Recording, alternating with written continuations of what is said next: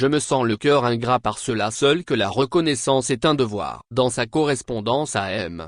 de Malesherbes, Voltaire fustige toutes les folles et détraquées attitudes de ceux qui, on ne sait trop par quelle outrecuidance extrême, surgissent du néant pour renverser les belles aventures humaines, les grands acquis des peuples, leur longue marche au soleil de l'espérance, les œuvres de la mémoire des communautés et de leur élévation pour les plonger dans la nuit sans étoiles, les abîmes de cruauté sans le moindre frémissement des civilités et de l'humanité. La construction de l'histoire commune des peuples passe pourtant par le socle référentiel de la vertu et du mérite qui appelle naturellement au rassemblement, à l'adhésion pour un aval au fondement de l'action en laquelle se reconnaît la collectivité. L'identité nationale se tisse et se forge dans une histoire bénie par l'ascension de la collectivité qui sait apprécier son propre combat, ses sacrifices, les hommes valeureux qui les portent. Ainsi, l'homme qui a conduit le Togo à la souveraineté et à la formation de l'État était d'un cran dans les élites africaines et d'une qualité qui lui ont permis un cordon solidaire pour réussir une mission énorme qu'on ne peut banaliser sans se livrer à une foire aux bassesses. À tous les hommes valeureux, la couronne ne roule jamais dans le sable, parce que l'histoire des peuples est éternelle et quiconque se permet de la raboter pour en faire le torchon de sa propre ignorance tombe dans le gouffre de ses petitesses, de sa bestialité. Seuls ceux qui ont de la valeur savent reconnaître la valeur dans les autres et s'inclinent dans une adoration sur leur mérite. Ils les glorifient pour en tirer une source fécondante. La preuve en est que l'hymne national togolais est conçu par nos devanciers dans une solidarité diachronique avec nos ancêtres qui ont défriché cette terre de notre asile, de notre savoir-faire et de nos liens avec le cosmos. Pour quelle raison peut-on s'acharner à mettre sous les teignoirs l'homme monument du combat de la libération de notre pays et son œuvre ? Le négationnisme n'est-il pas une preuve de faiblesse de ceux qui s'y livrent pour falsifier les aventures terrestres? User d'une autorité du crime suffit-il à effacer l'étendue des œuvres historiques et la grandeur du mérite de ceux qui en sont les célèbres bâtisseurs?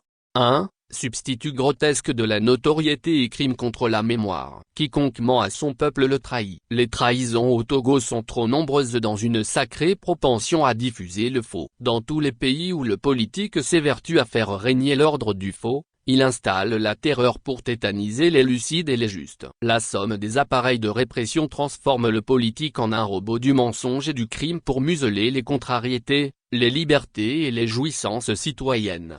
Les auteurs du régicide au Togo ont si longtemps échafaudé, exécuté un crime de la mémoire en s'acharnant contre le père de la nation, sa dimension politique, intellectuelle, sociale avec l'intention de le faire disparaître de la conscience collective. L'indépendance d'un peuple n'est pas une histoire cachée ou diffuse pour que les populations s'en débarrassent. L'usurpation de titre de père de la nation, accompagnée d'une propagande, bien véreuse, soutenue par une certaine littérature fétide avec une pièce de comédie intitulée Il était une fois illustre un crime de la mémoire qui entreprit de démolir Sylvanus Olympio. La grandeur de l'illustre, sa valeur intrinsèque, son envergure politique, les spécificités de sa mission, ses œuvres au profit des Yad Magna Symb.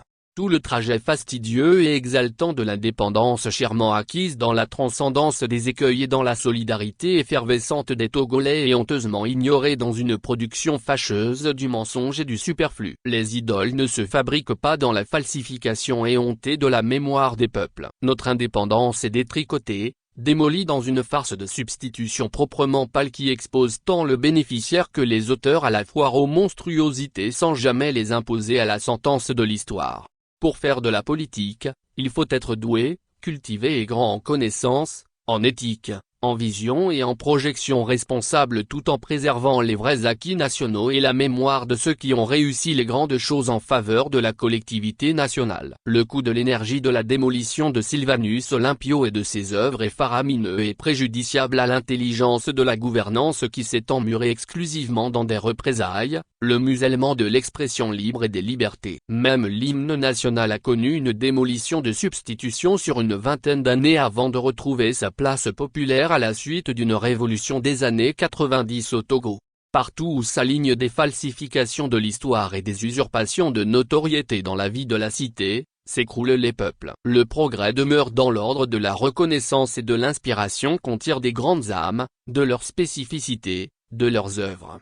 Le Ghana qui a tout perdu, son économie, sa liberté, son rayonnement, sa stabilité dans une sordide entreprise d'évacuer Nkrumah de son histoire politique s'est retournée aux fondamentaux historiques pour rebondir puissamment avec Jerry Rawlings qui s'était accroché à l'immensité du père de la nation, à sa vision du Ghana pour relever le pays qui s'était noyé dans une crise profonde pendant 25 ans. Ernest Renan a raison d'écrire dans Souvenirs d'enfance et jeunesse, « Les vrais hommes de progrès sont ceux qui ont pour point de départ un respect profond pour le passé. » Le Togo est tombé au fond des âges où nous devons reprendre à la base l'édification de notre cité perdue par la faute de mémoire, la faute de coordination de son évolution par un négationniste qui voulait se faire passer pour celui qui a donné le souffle à notre nation. Nous avons tué la jeunesse pionnière agricole qui lançait la mécanisation de la production agricole pour vociférer à tue-tête que nous avons atteint une autosuffisance alimentaire. Nous avons liquidé l'éducation sans rien prévoir dans la formation des compétences et des élites en entretenant l'ascension au poste de prestige sur des critères fallacieux et en falsifiant les résultats des concours nationaux. Nous avons liquidé la santé,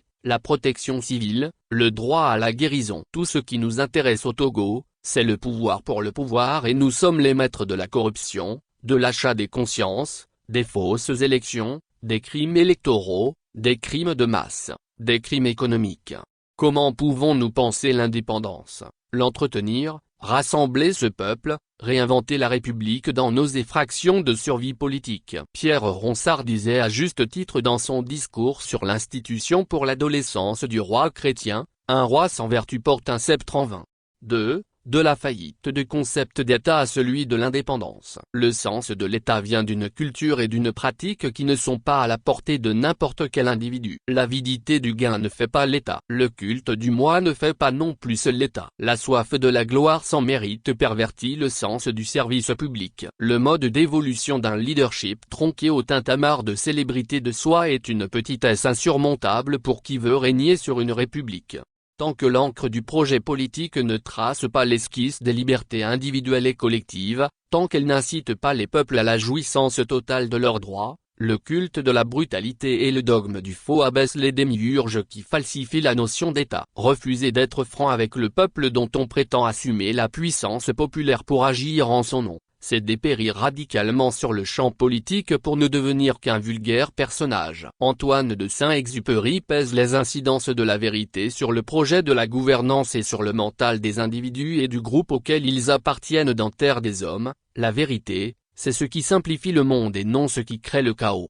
Nos faussetés électorales, nos institutions fort onéreuses et vides, nos réconciliations de moquerie, nos catharsis manquées, nos artifices de dialogue, notre leadership usurpé ne libère aucunement ni notre esprit, ni nos acteurs majeurs de reprise des arcanes de la gestion de l'État. Nos usurpations récurrentes et lourdes ne nous confèrent aucune dignité patriotique pour penser l'indépendance et susciter l'effervescence et la splendeur qu'elle contient. Si un leader ne peut pas être en communion avec son peuple, comment peut-il se loger dans les sillons de l'indépendance, dans les droits du peuple? Ceux qui ont connu le Togo en pleine conscience de lui-même entre 1960 et 1967 sont fiers de nous conter l'indépendance, sa célébration, son incidence sur la conscience nationale et les floraisons qu'elle entretenait dans la conscience collective. Nous avons passé un demi-siècle de dissolvant sur les saveurs suaves de notre tableau des Badoja en salissant la mémoire du vrai bâtisseur de la nation, père de notre indépendance pour bannir vainement l'odyssée de notre conquête, ses horizons. Fort heureusement que la conférence nationale souveraine a fait mieux connaître Sylvanus Olympio, ces peccadilles qui n'ont rien à voir à titre de comparaison avec nos camps de torture et de liquidation des vies comme Casabois, Agombio. Les enquêtes onusiennes ont certifié les crimes de masse jamais connus dans notre pays juste pour conserver le pouvoir dans une lignée dynastique. Houphouët-Boigny déclarait en 1986 lors d'une conférence de presse qu'on ne peut pas vivre, ni gouverner en ayant les mains propres. C'est, du reste ce que confirme De Gaulle dans ses mémoires de guerre en ces termes, quel homme a vécu jamais une existence achevée? Le mal politique qui ruine le Togo réside dans une volonté démoniaque d'usurpation de titres, de mandats, de victoire avec tout son corollaire de violence, de libertinage, de délinquance politique comme si l'indépendance recouvrait une dimension de licence de dépossession des droits des citoyens et de contrôle par la brutalité de l'expression plurielle de nos populations. Nous nous maudissons par vos vacuités d'éthique politique et nos gloires dans cette pratique restent introuvables.